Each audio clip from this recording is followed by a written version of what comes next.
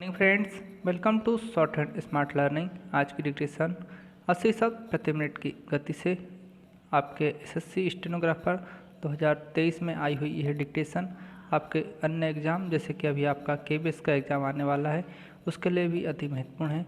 यही डिक्टेशन आपके SSC exam 2023 की 80 शब्द प्रति मिनट की गति में आई थी, इसलिए आप इसी तरह की डिक्टेशन लिखने का प्रयास करें। डिक्टेशन को शेयर कर दें और साथ ही हमारे चैनल से जुड़े रहने के लिए सब्सक्राइब कर लें। डिक्टेशन शुरू होगी 5 सेकंड बाद।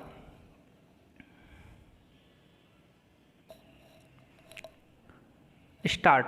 महोदय, आज हमारे तरीकों से और कार्य संचालन द्वारा परिवर्तन की दिशा में समाज के बढ़ने के उक्त क्रम पर संगठित रूप से प्रहार किए जा रहे हैं। कभी कभी मुझे लगता है कि सही उद्देश्यों का भी इस्तेमाल गलत तरह से किया जाता है, जिससे बृहत्तर उद्देश्यों पर प्रहार किया जाए, और इस पर आपको अपने विचार विमर्श के दौरान ध्यान देना चाहिए।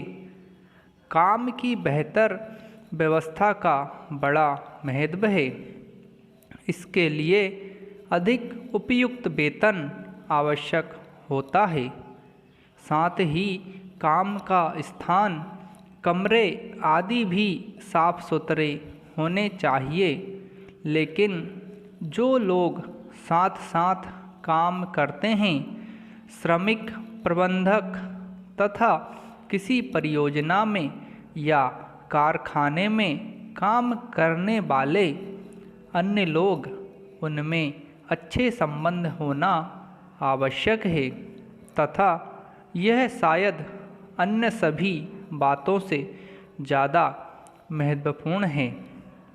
मुझे आशा है कि यह बैठक, ऐसी विचार गोष्ठियाँ और सम्मेलन इस प्रकार से काम के लिए बेहतर वातावरण को संभव बनाएंगी।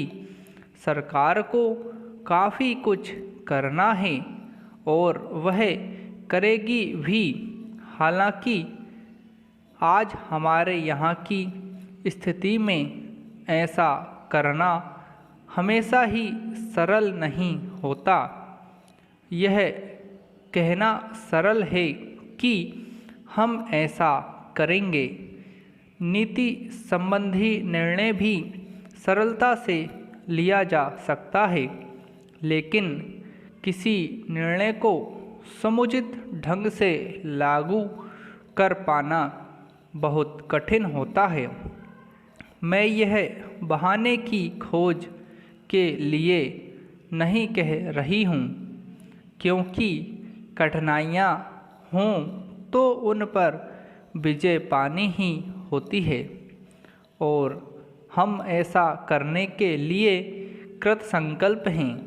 लेकिन आपको पता होना चाहिए कि अमुक कठिनाइयाँ हैं और उन पर विजय पाने के लिए केवल इच्छा करने या वक्तव्य देने से काम नहीं चलता।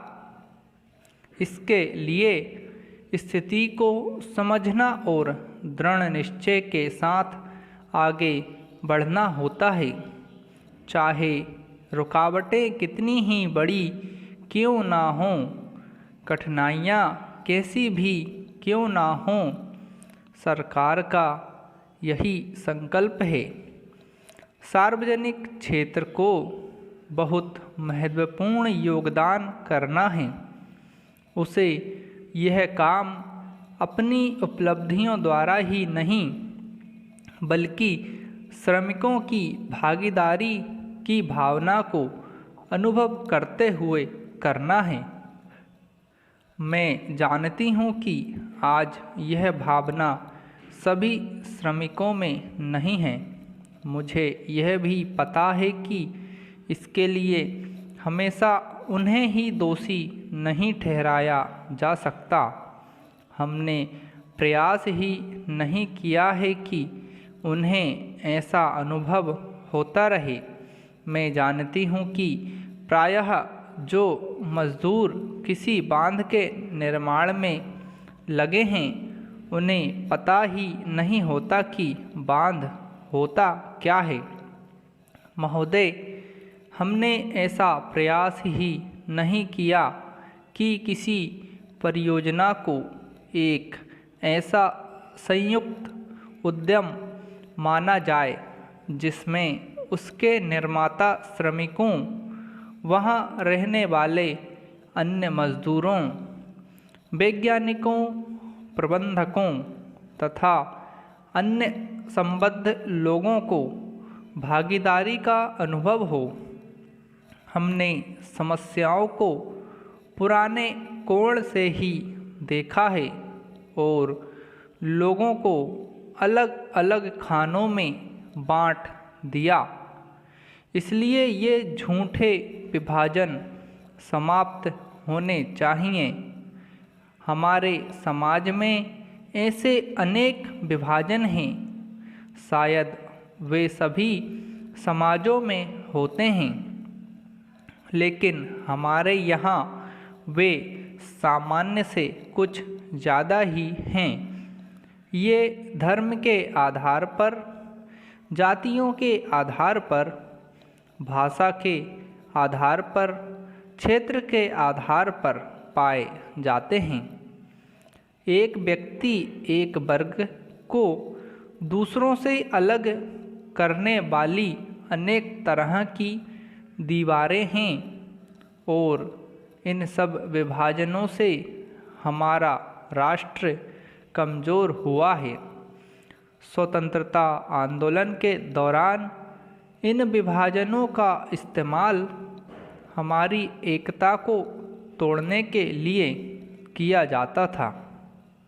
आज भी इन्हें उन लोगों को कमज़ोर बनाने के लिए काम में लाया जाता है जो एक होकर खड़े होना चाहते हैं, जो भिन्न भिन्न जातियों और धर्मों के होते हुए भी एक ही उद्देश्य से प्रेरित हैं। हमें यह सावधानी रखनी होगी कि ऐसे लोगों के समूह को कोई भी कमज़ोर ना कर सके। हमें ऐसे वर्गों का और विस्तार करने की कोशिश करनी चाहिए जिससे उनके अंतर्गत हमारे और भी अधिक ऐसे लोग आते जाएं जो एक विशेष उद्देश्य को पूरा करने के लिए कृत संकल्प हों, क्योंकि यही देश के हित में है। इसी से देश मजबूत बनेगा। देशवासी मजबूत बनेंगे जिनके अंतर्गत कोई एक वर्ग ही नहीं है, बल्कि सभी वर्गों के लोग हैं। इसलिए संपूर्ण शिक्षा का अभिप्राय है कि हम केवल अपने अधिकारों के लिए संघर्ष ना करें, बल्कि यह भी देखें कि हमारे प्रयासों का अल्पसंख्यक समूहों पर क्या असर पड़ेगा। औद्योगिक क्षेत्र सुसंगठित है, उसकी आवाज़ शक्तिशाली है, उसमें एकता है और इसलिए इसका प्रभाव पड़ता है। लेकिन हमारे देश में बहुत से ऐसे वर्ग हैं जिनकी आवश्यकताएं अन्य वर्गों से कहीं ज़्यादा महत्व की हैं, परंतु उनमें एकता नहीं है। उनकी मांग को प्रस्तुत करने वाला कोई नहीं है और उन्हें शायद पता तक नहीं होता है कि उनकी कुछ मांगें भी हैं, लेकिन केवल इसी कारण से उनकी अपेक्षा नहीं की जा सकती। हम यह नहीं कह सकते कि उनकी कोई मांगें नहीं हैं। समाप्त।